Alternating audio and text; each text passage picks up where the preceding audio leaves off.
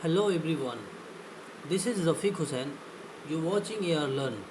I am a second year student studying in physiotherapy. So मेरी ये video हर एक medical student के लिए है जिसके लिए ये टॉपिक इम्पॉर्टेंट है। तो जिसको अगर ये लगता है कि उनके सब्जेक्ट में ये टॉपिक है पैथोलॉजी, वो पैथोलॉजी पढ़ सकते हैं। वैसे पढ़ाने की कोई उम्र नहीं होती और पढ़ने की कोई उम्र नहीं होती, तो जहाँ से ज्ञान मिले बटोर लो। तो आज हम लोग डिस्कस करेंगे स्टोन ऑर्गेनाइजेशन। इससे पहले हम लोगों ने 3-4 टॉपिक कवर किया था, जिसमें कि पार्ट 1, पार्ट 2, पार्ट 3 शायद तक, पार्ट 2 या पार्ट 3 तक हम लोगों ने कवर किया था। तो आज कवर करेंगे हम लोग स्टोन ऑर्गेनाइजेशन को, जिसमें कि हम लोग जानने की कोशिश करेंगे स्टोन ऑर्गेनाइजेशन है क्या और इसके अंदर ये क्या बता रहा है। और इसके बाद हम लोग जीन एडिटिंग के बारे में भी पढ़ने की कोशिश करेंगे, जिसमें कि हम लोग देखेंगे कि भाई जीन एडिटिंग किस तरह से होता है। तो बहरहाल लेट ना करते हुए अपने टॉपिक को स्टार्ट करते हैं हम लोग स्टोन ऑर्गेनाइजेशन को।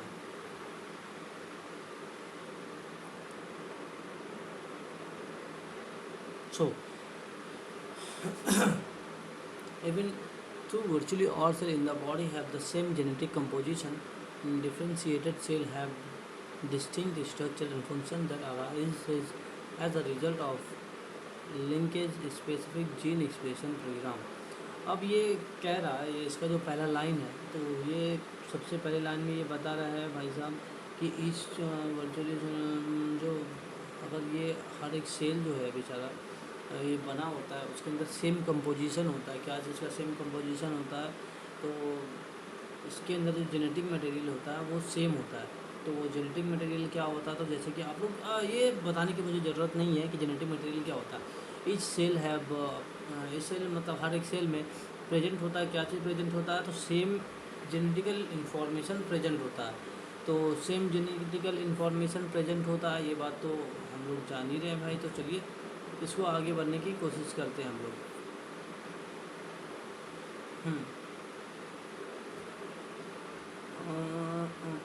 ये देखिए बता रहा है have same genetic composition, differentiated cell have distinct structure and function that arise as a result of linkage specific gene expression program। अब ये कह रहा है कि भाई साहब जो different cell have distinct structure. अब जैसे कि अगर इसके लिए एक एग्जांपल समझिए हम लोग कि जो स्किन हमारा है और जो लीवर सेल है, दोनों में डिफरेंस है। कि क्योंकि ये डिफरेंस क्यों है? क्योंकि वो उसका स्ट्रक्चर अलग है और उसका वर्क अलग है, वो अलग काम कर रहा है।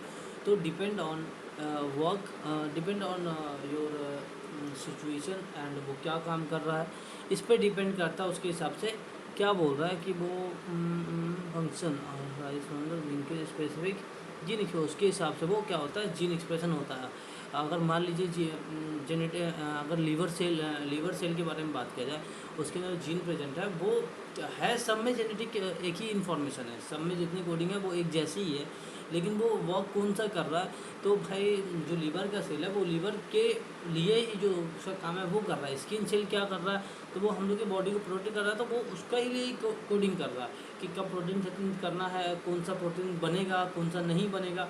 तो डिपेंड ऑन वो उसका स्ट्रक्चर क्या और उसका फंक्शन क्या है। ठीक है, तो लेट ना करते हुए उसको आगे हम लोग बढ़ते हैं।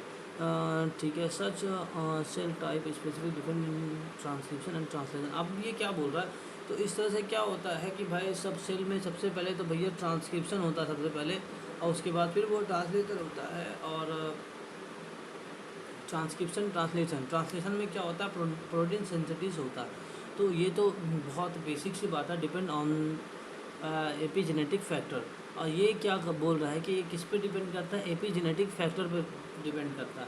तो अब ये जो टर्म आया एपिजेनेटिक फैक्टर, ये बहुत ही इम्पोर्टेंट है। ये टर्म मुझे लगता है कि बहुत लोगों को ये समझ में नहीं आता एपिजेनेटिक फैक्टर। तो एपिजेनेटिक फैक्टर को समझने के लिए मैं अभी आगे इस सब को भी कवर नहीं कर रहा फिलहाल। अभी पहले हम लोग इसको करेंगे, एपिजेनेटिक फैक्टर को समझा दूँ, उसके बाद इसको हम लोग कवर करेंगे। ठीक है, तो एपिजेनेटिक फैक्टर क्या करेगा बेचारा? अगर ले सपोज कि आप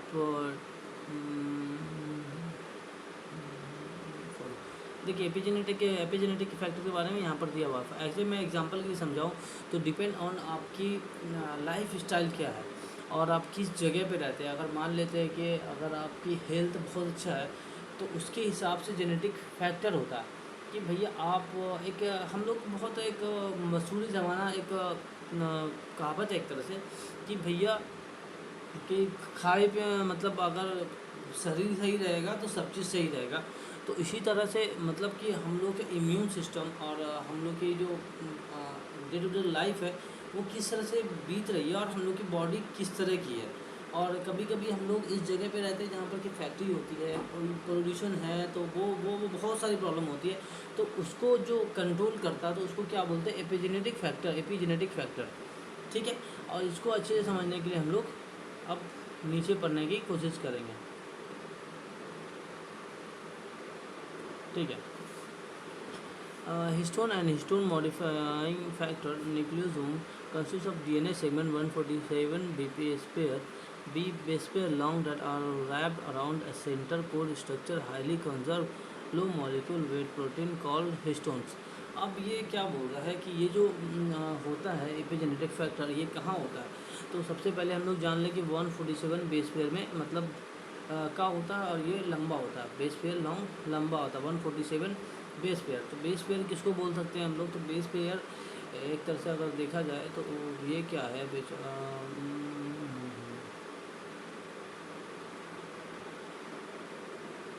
that is called base pair. एक ये पर्टिकुलर हो गया, दूसरा हो गया इसका बेस पेयर, इन दोनों को मिला करके बोला गया बेस पेयर। ठीक है, बेस पेयर।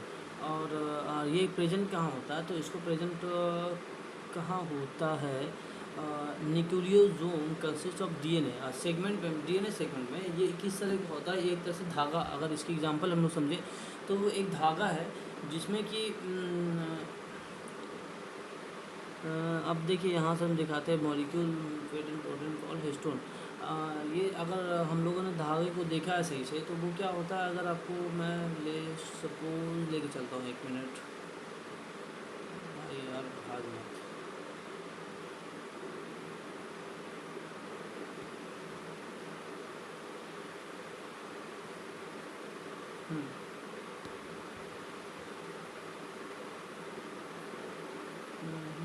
ये देखिए that is called histone.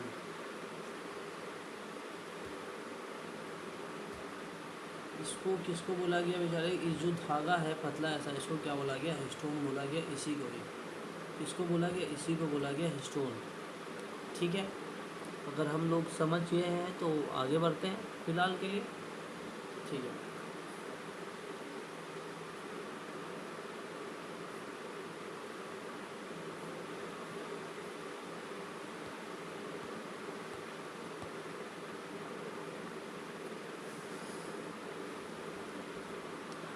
The resulting DNA histone complex resembles a series of beads joined by short DNA linkage. The next DNA is single human cell is about 1.8 long. अब ये कह रहा है बेचारा कि the resulting histone complex resemble series of beads joined by short DNA। अब ये क्या बोल रहा है, एक तरह से ये कॉम्प्लेक्स होता है। तो कॉम्प्लेक्स जैसे कि हम लोग अगर ले सपोज कॉम्प्लेक्स की अगर बात किया जाए, अगर धीरे धीरे कुछ को समझेंगे। ये वाला टॉपिक आपको जब जीन एडिटिंग पढ़ेंगे हम लोग तो जीन एडिटिंग में समझ में आ गया कि इस टॉपिक में क्या है क्या रहा था। यहाँ पर कि मैं कुछ टर्म को आपको कंप्रेस कर मतलब एलेबरेट करने की कोशिश करूँगा जिसमें कि आप टर्म को समझेंगे। और उसके बाद जब जीन एडिटिंग पढ़ेंगे हम लोग तो जीन एडिटिंग में बहुत अच्छे से इस बात को समझ पाएंगे। कॉम्प्लेक्स, तो कॉम्प्लेक्स किसको बोलते हैं, लेट सपोज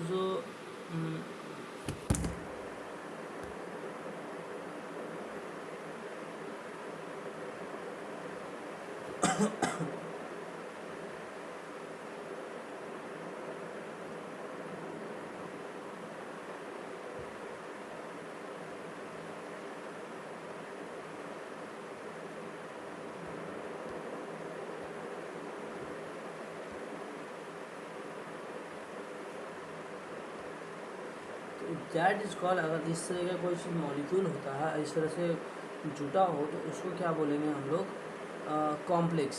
इस तरह से कॉम्प्लेक्स अगर इस तरह का अगर समझा जाए, तो अगर किसी चीज़ की मॉलिक्यूल है, अब वो मान लेते H2O, तो भैया H2O क्या होगा, H2O, तो H2O को अगर हम लोग ग्राफ में समझने की कोशिश करें तो क्या होगा भैया, O और ऐसे H। तो इस तरह के जितने लोग मतलब इस तरह से जुड़े रहेंगे, O हो गया, फिर से H हो गया, तो मतलब एक तरह से मैं ये बता नहीं रहा कि डबल डबल OH होगा इस तरह से, कि जब इस तरह से मिल के बहुत सारा चीज़ बनता है तो उसको क्या बोलते हैं, कॉम्प्लेक्स बोलते हैं।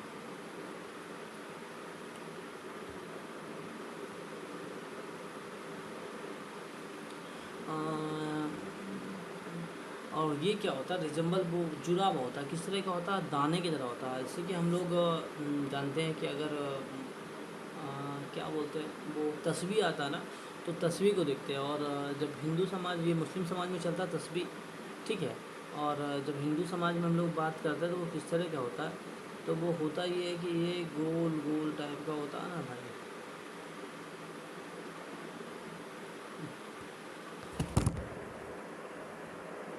ये गोल इस तरह से ऐसे होता है, और इसमें धागा लगा होता है, उसको एक एक करके गिनते हैं आदमी, एक सुबहान अल्लाह अल्लाह का, इस तरह से।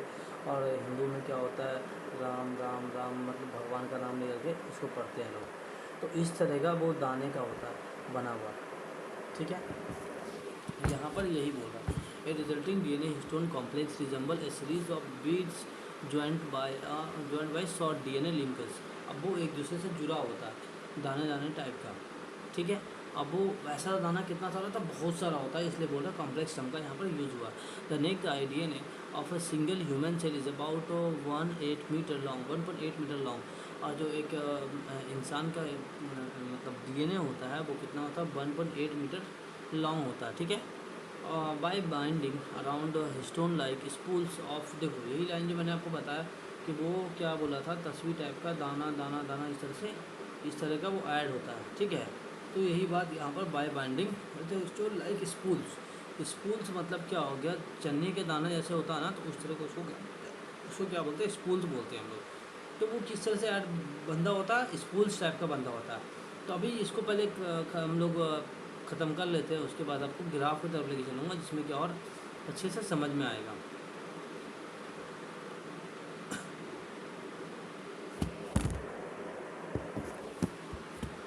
अब ये क्या बोल रहा है, trade the entire genome can be packed into a nucleus as small as 7 to 8 micrometre. अब वो क्या बोल रहा है, किस में पैक होता है, माइक्रोमीटर न्यूक्लियस में पैक होता है, और वो उसके साइज़ कितना होता है, मतलब कितने डायमीटर का होता है, 7 to 8 माइक्रोमीटर डायमीटर का ये होता है। अब वो जो मतलब इस तरह से बताया था ना, दाना दाना टाइप का, चने के दाना टाइप का, इस तरह से वो जुड़ा रहता है, इस तरह से, जस्ट लाइक ए तस्बीह, ठीक है। तो ये बात यही बोल रहा है कि जो ये जो हिस्टोन प्रोटीन होता है वो किस तरह से जुड़ा होता है, वो इस तरह से होता है। अभी मैं आपको ग्राफ की तरफ भी लेके चलूँगा। In most cases this structure DNA turn chromatin is not bond your formally. अब वो क्या बोलते हैं कि कभी कभी क्या होता है, वो इस तरह से बॉन्ड नहीं करते, ठीक है।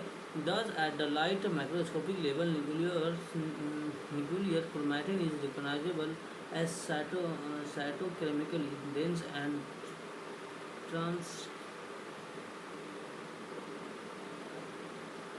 transcriptionally inactive ectochromatin and disappears transcriptionally active chromatin। अब देखो ये बात यहाँ पर क्या बोल रहा है कि thus at the light microscopic level inclusion recognisable cytochemically dense. अब वो ये क्या बोलता है, एक डेंस होता है, साइटो केमिकली क्या होता है, डेंस होता है। डेंस मतलब क्या होता है, डेंस उसको हम लोग बोलते हैं, अगर डेंस क्या बोलते हैं, अगर कोई चीज़ को अगर हम लोग एकदम टाइट से बांध दें और वो उसकी चीज़ को टाइट से कैद कर दें तो उसको क्या बोलते हैं, डेंस बोलते हैं। अभी समझने की कोशिश करते हैं। तो जो डेंस होता है, dense and transcriptionally active heterochromatin and, अब वो क्या बोल रहा है, डेंस एंड एक्टिव इक्रोमेटिन। अब ये क्या बोल रहा है, हेट्रो एक होता है हेट्रोक्रोमेटिन जो इनएक्टिव होता है, जो कि क्या होता है, डेंस होता है, और जो इक्रोमेटिन होता है वो क्या होता है, डिसअपियर्स होता है, डिस्पर्स होता है। तो ये क्या हो गया, डेंस जो होता है वो टाइट होता है। अभी जिस फिगर पे हम लोग गए तो उस फिगर पे फिर से चलने की हम लोग कोशिश करेंगे, ठीक है।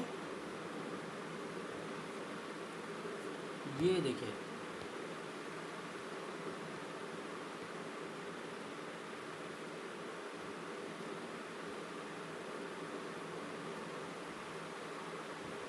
हाँ देखिए क्या बोल रहा है, हीट्रोक्रोमैटिन। हीट्रोक्रोमैटिन बताया था ना, डेंस होता है, और जो डेंस होता है वो टाइटली बंधा हुआ होता है, उसको क्या बोलते हैं, इनएक्टिव होता है, वो काम नहीं कर रहा होता, वो चुपचाप से बैठा होता है। और इक्रोमैटिन क्या होता है, डिसअपियर्स होता है, और वो क्या होता है, एक्टिव होता है। डिसअपियर्स, एक्टिव होता है, वो मतलब ढीले से बंधा होता है। और यहाँ पर हम लोग देखते हैं हीट्रोक्रोमैटिन कौन सा है, ठीक है भाई। तो हीट्रोक्रोमैटिन को देखने की कोशिश करें। ये जो आपका बेचारा दिख रहा है भाई साहब, ये है बेचारा हीट्रोक्रोमैटिन, और यहाँ पर क्या, इक्रोमैटिन। तो यहाँ पर क्या आपको अंदर दिख रहा है, ये टाइटली बंधा हुआ है, और ये क्या है, सेपरेट हो गया, वो थोड़ा सा लूज हो गया। तो ये इस तरह से होता है। तो अब ये क्या बोल रहा है कि ये हो क्या रहा है भाई साहब असल में, ठीक है। तो जब डीएनए जब खुलता है तो वो इस तरह से खुलता है, वो कि पहले एक कौन सा, जैसे कि हम लोगों ने पढ़ा था कि भाई 3.2 बिलियन बेस पेयर, ठीक है। बेस पेयर क्या होता है हम लोग के पास, जीनोम होता है। तो अब भाई 3.2, और उसमें वर्क कितना कर रहा है भाई साहब, 1.5% ही वर्क कर रहा है, और उतना क्या है, सब चुपचाप बैठा हुआ है देखने के लिए, वो सपोर्ट करने के लिए, बाकी कुछ करता नहीं है। अगर देखा जाए बहुत काम करता है 1.5% ही, मतलब वो जो 3.2 बिलियन है, वो सब कुछ ना कुछ काम कर रहा है, क्योंकि बॉडी में कोई ऐसा चीज़ है ही नहीं जो विदाउट किसी फालतू हो, कि कोई चीज़ दुनिया में फालतू है ही नहीं।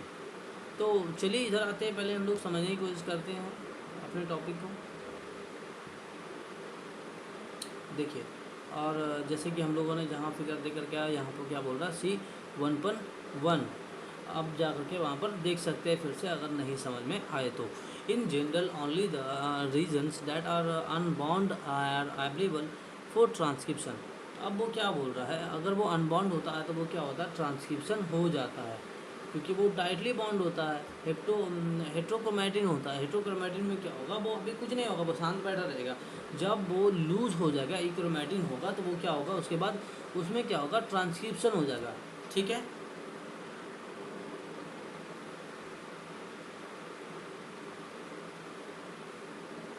हाँ, क्रोमैटिन स्ट्रक्चर कैन,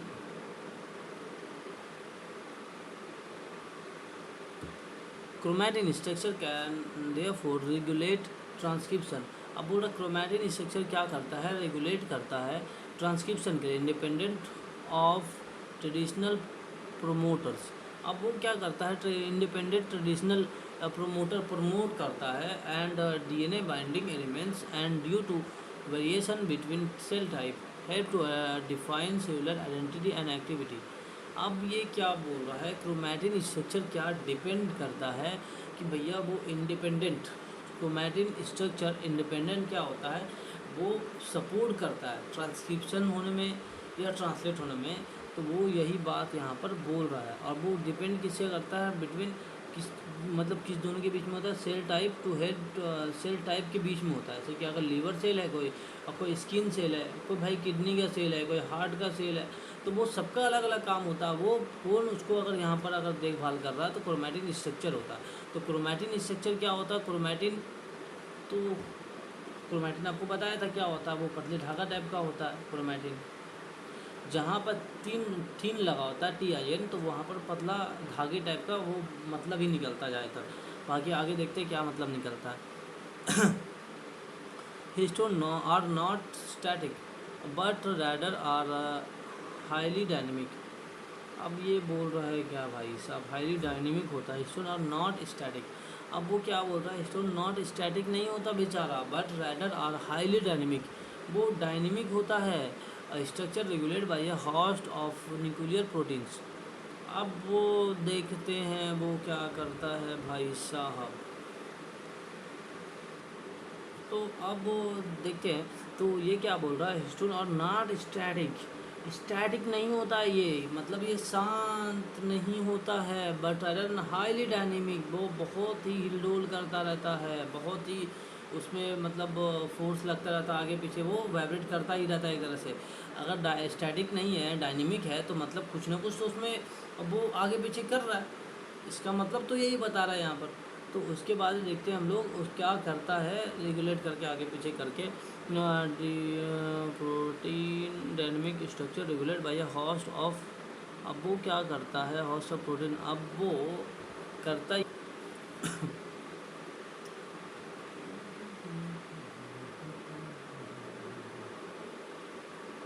अब वो क्या बोलता है, होस्ट करता है, उसकी मदद करता है एक तरह से न्यूक्लियर प्रोटीन, ठीक है। दस क्रोमेटिन दस chromatin remodelling complex can reposition. अब वो रीपोजिशन, अब वो जब उसका वर्क हो जाता है, उसका काम हो जाता है, तो वो क्या करता है, वो वापस आ जाता है, रिमॉडलिंग कर लेता है, वो वापस आ जाता है बेचारा, आकर के घर पे आ जाता है, बोलता है, बहुत शरीफ आदमी है बेचारा ये तो ये शरीफ है कि मतलब काम हुआ फिर वो अपने जगह पे आ जाता, कहने का सेंस है, ठीक है। कॉम्प्लेक्स कैन रीपोजिशन, अब बोल रहा ना, देखिए यहाँ पर रीपोजिशन का यहाँ पर बात कर रहा है कि वो रीपोजिशन दोबारा से पोजीशन पे आ जाता है, न्यूक्लियोसोम ऑन डीएनए एक्सपोजिंग और offscreen gene regulatory element such as a promoter. अब वो क्या बोलता है, एक्सपोज करता है, दिखाता है, वो क्या करता है, मतलब हेल्प करता है एक तरह से, इसका मतलब बोला जाए तो प्रोमोट करता है। प्रोमोट मतलब कि अगर मान लेते हैं कि प्रोटीन सिंथेसिस होगा, तो उसके लिए भाई प्रोटीन सिंथेसिस की कोड देगा, तुरंत तो स्टार्ट नहीं हो जाता, तो प्रोमोटर क्या करेगा, जाके अगर प्रमोट करेगा, मान लेते हैं कि ये एक यहाँ से एक मैसेंजर आरएनए है, ठीक है। तो भैया जो आरएनए है, तो यहाँ तो बेचारा यही जो बैठा हुआ बेचारा यहाँ पर भाई साहब बड़ा वाला, तो ये क्या करेगा, यहाँ से जाएगा और यहाँ से वो जा रहा है, ठीक है। यहाँ से क्या कर रहा है, देखा जाए तो वो यहाँ से चला जाएगा, इस तरफ की ओर बढ़ेगा, और जब बढ़ेगा तो इसको पार करता जाएगा, और इधर से यहाँ प्रोटीन सिंथेसिस होता जाएगा। तो ये जो भाई साहब है, ये कौन है, अरे भैया यही तो है फैक्ट्री जो कि प्रोटीन सिंथेसिस कराएगा। तो इसमें हेल्प करता है, क्या करता है, हेल्प करता है, प्रमोट करता है, स्टार्ट करता है उसको कि भैया यहाँ पर गाड़ी लग गई है, और उसके बाद आप यहाँ बढ़ेंगे, उसके बाद ये काम होगा, ठीक है। Return complex on the other hand carry out over 70 different histone modification genetically denote as marks. अब भैया ये क्या बोल रहा है, 70 डिफरेंट हिस्टोन मॉडिफिकेशन होता है। अब वो कैसे होता है, तो वो अलग अलग समय एक निशान होता है, एक पैच होता है, जिसके कारण उसको वो पहचानता है कि वो पैच में एक तरह से वो एक तरह से मैसेज है कि भैया ये जो पैच है, ये मान लेते हैं ये इस तरह का निशान है, तो इसको क्या करना है भैया, इनगल्फ कर लेना है, इसको खा लेना है पूरा, कुछ छोड़ना नहीं है। अब जो इस तरह का निशान है, तो इसको क्या करना भैया, इसका हाथ पैर तोड़ देना है खाली, ठीक है। तो वो डिपेंड करता है कि कौन सा वो वहाँ पर निशान दे रहा है, वो वहाँ पर कौन सा फेच कर रहा है, ठीक है। और ये कितना होता है, तो 70 मतलब 70 पीस ऐसा ऐसा मॉडिफिकेशन होता है, ठीक है। Such covalent alternation include methylation, acetylation, phosphorylation and specific amino acid written stone within stones. भैया ये स्टोन ऐसा ऐसा होता है, ठीक है।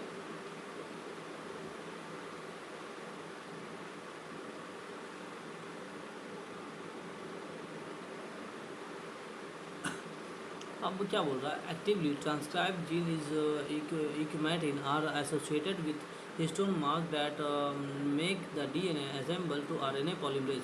अब वो क्या बोल रहा है, एक्टिव ट्रांसक्राइब जो होता है, एक्टिव मतलब इक्रोमेटिन एक बताया था भैया, हेट्रोक्रोमेटिन था। हेट्रोक्रोमेटिन क्या था, वो चुपचाप बैठा हुआ था, वो काम नहीं कर रहा था। और जो भैया इक्रोमेटिन था, वो लूज था, अनवाइंड था, मतलब टाइट से बांधना हुआ नहीं था, डेंस नहीं था वो। तो वो क्या होता है, एक्टिव था। तो वो एक्टिव वो क्या करेगा, ट्रांसक्राइब करेगा, ट्रांसक्राइब के एसोसिएटेड विथ हिस्टोन मार्क, जिसमें मार्क होगा, वो क्या करेगा, make DNA assemble to RNA polymerase. DNA से क्या बनाएगा, आरएनए बनाएगा, ठीक है।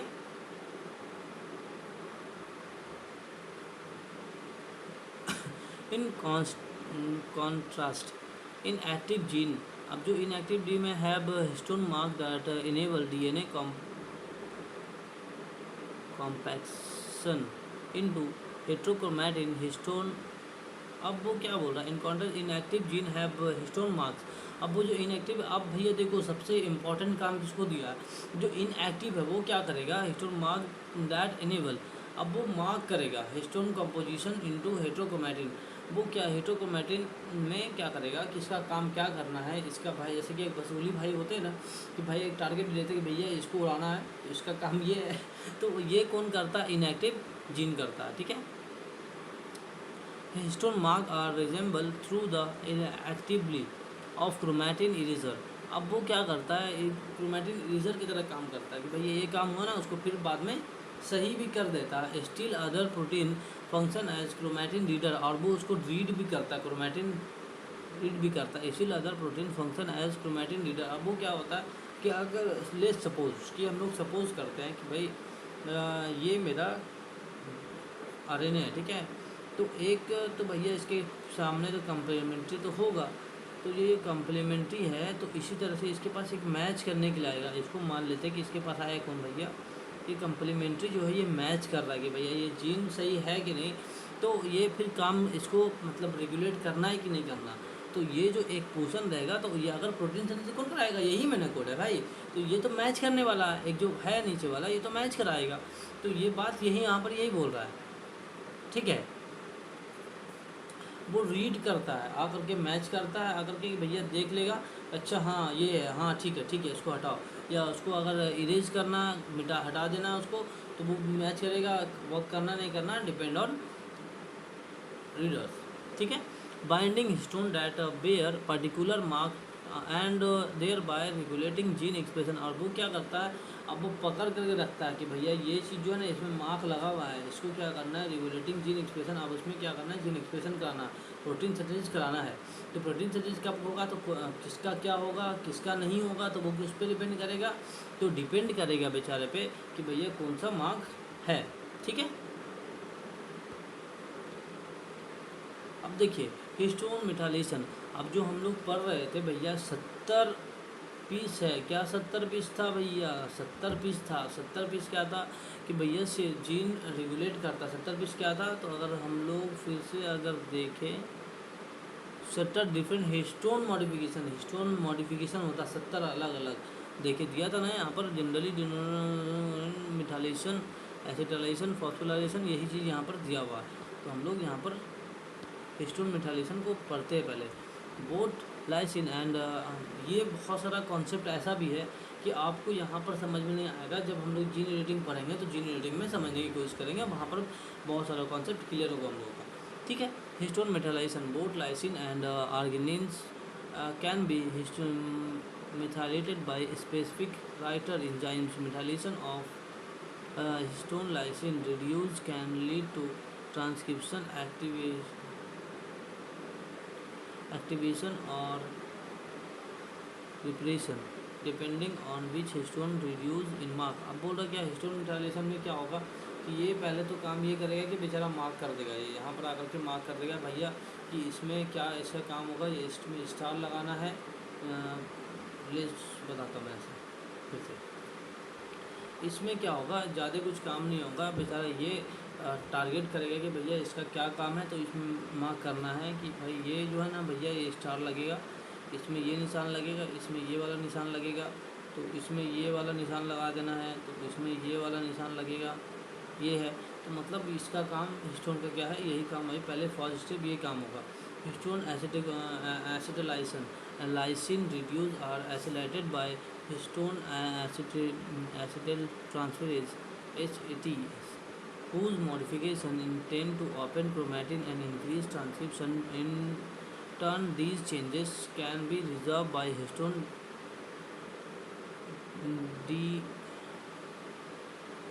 dictylase HDACS, leading to chromatin condensation। अब ये क्या बोल रहा है,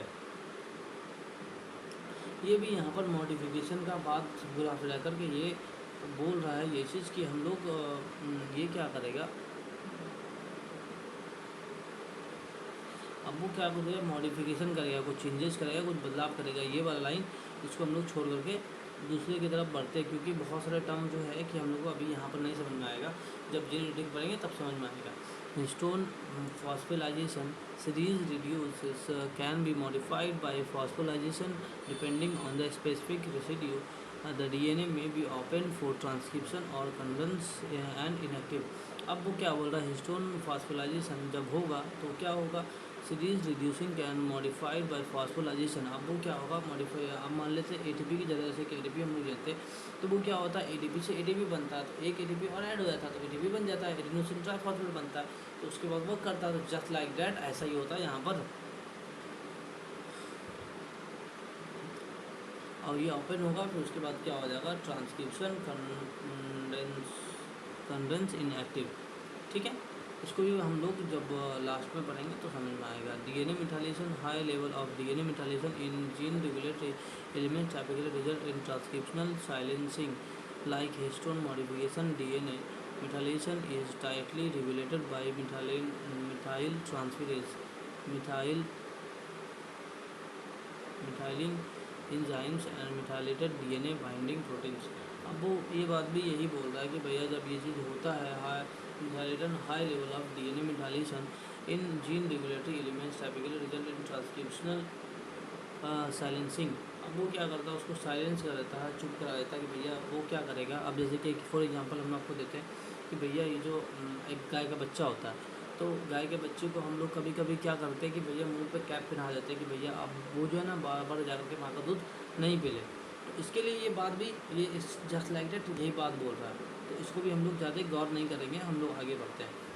chromatin organization factors much less known about these proteins, which is believed to bind non-coding region and control long-range looping of DNA, thus regulating the spatial relationship between enhancer and promoter and control gene expression. अब भैया ये क्या बोल रहा है, अब जो non coding region है तो वो क्या करता है, जैसे कि मैंने बताया था, तो वो 1.5% में जो वर्क हो रहा है तो वो क्या करता है, वो वर्क हो रहा है अच्छी बात है, लेकिन वो अभी रोक के रखा है कि भाई अभी तेरे को नहीं होना, जब तक हम अभी हैं यहाँ पर, स्टार्टर मेरे पास है, स्टार्ट हम ही करेंगे। तो वो प्रमोटर और प्रमोट करता है, स्टार्ट ये कौन करेगा, प्रमोटर स्टार्ट करेगा। ये कौन सा रीजन होता है, नॉन कोडिंग रीजन होता है। और कहाँ गया भाई सब, इन्हांसर यहाँ है। इन्हांसर ये क्या करेगा, जो प्रोटीन सिंथेसिस होगा इतना स्लो होगा तो ये आएगा बेचारा, ये बोलेगा भाई कि ऐसा है ना, हम स्टेबलाइजर तुमको देते हैं, स्टेबलाइजर है मेरे में लगा, हम काम को स्पीड कर देंगे। तो ये चीज़ बोल रहा है, ये भी कौन सा रीजन है, नॉन कोडिंग रीजन है। बस ज़्यादा कुछ बात नहीं है, बात यही सिर्फ थी। ठीक है,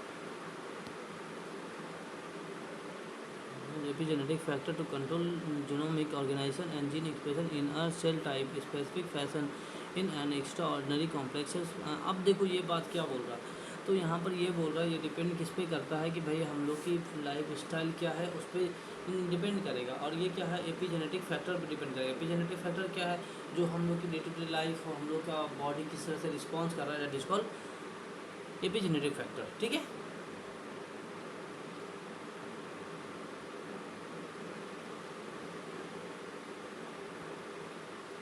अब यहाँ पर भी वही बात बोल रहा है, दैट में other disease are associated with inherited और acquired epigenetic alternation unlike genetic changes में एपिजेनेटिक अल्टरेशन एग्जाम।